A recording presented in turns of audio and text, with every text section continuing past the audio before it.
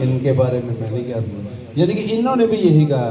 اور حضرت امام احمد رضا فرماتے ہیں کہ حضرت مجدد عرف ثانی رحمۃ اللہ علیہ ہمارے اماموں کے امام ہیں، بڑوں کے بڑے اور بزرگوں کے بزرگ ہیں۔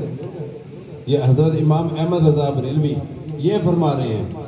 اور حضرت علامہ اقبال فرماتے ہیں کہ حاضر ہوا میں شیخ مجدد کی لحد پہ، وہ خاک کے ہے زیر فلک مطلع انوار، اس خاک کے ذروں سے ہے شرمندہ ستارے، اس خاک میں پوشیدہ ہے وہ صاحب اسرار، جس گردن نہ جھکی جس کی جہانگیر کے آگے، جس کے نفس گرم میں ہے گرمی احرار، وہ ہند میں سرمایہ ملت کا نگہبان، سرمایہ ملت کا نگہبان، یعنی کہ جو زوال تھا اس کو نگہبانی کی اسلام کی، وہ ہند میں سرمایہ ملت کا نگہبان، اللہ نے بر وقت کیا جس کو خبردار۔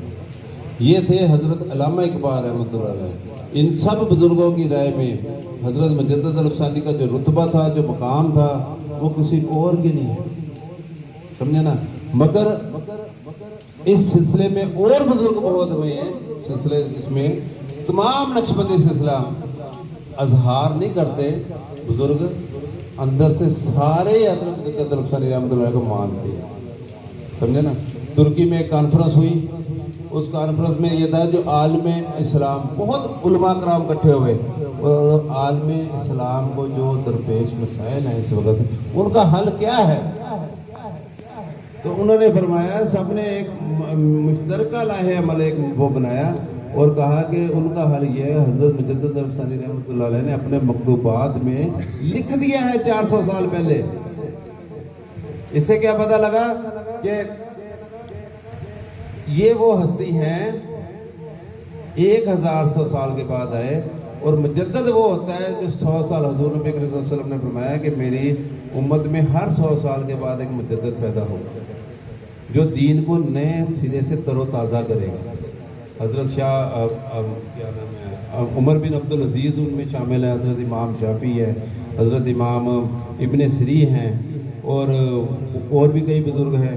تو اسی طرح حضرت یہ یعنی کہ مجدد عرف ثانی 1100 سال کے بعد آنے والے مجدد ہیں، 1100 سال کے بعد اور آپ فرماتے ہیں 1100 سال والے مجدد میں اور 100 سالہ مجدد میں اتنا فرق ہے جو 1000 اور 100 میں ہے، یعنی کہ ان کی فضیلت، ان کی اہمیت اس قدر ہے کہ ہم بیان نہیں کر سکتے، ٹائم تھوڑا ہے۔ اللہ پاک کی ذات ہمیں ان کی محبت عطا فرمائے، اور ان کے سلسلے کے ساتھ ہمیں جو تعارف ہوا ہے یہ دیکھ لیں، اس میں کوئی ایسی چیز نہیں ہے، بلکہ جس دن آپ دنیا میں آئے ہیں نا، اس سے 7 دن پہلے نا سب باجے گانے بجانے کے سب سامان ختم، کام کرنا چھوڑ گئے تھے۔ یہ ایک ان کی کرامت تھی، یعنی کہ شریعت کے مطابق ہی سب کچھ مکمل ہو۔ اللہ پاک کے ذات ان سے محبت ہمیں نصیب فرمائے۔ صلی اللہ تعالیٰ علیہ وسلم۔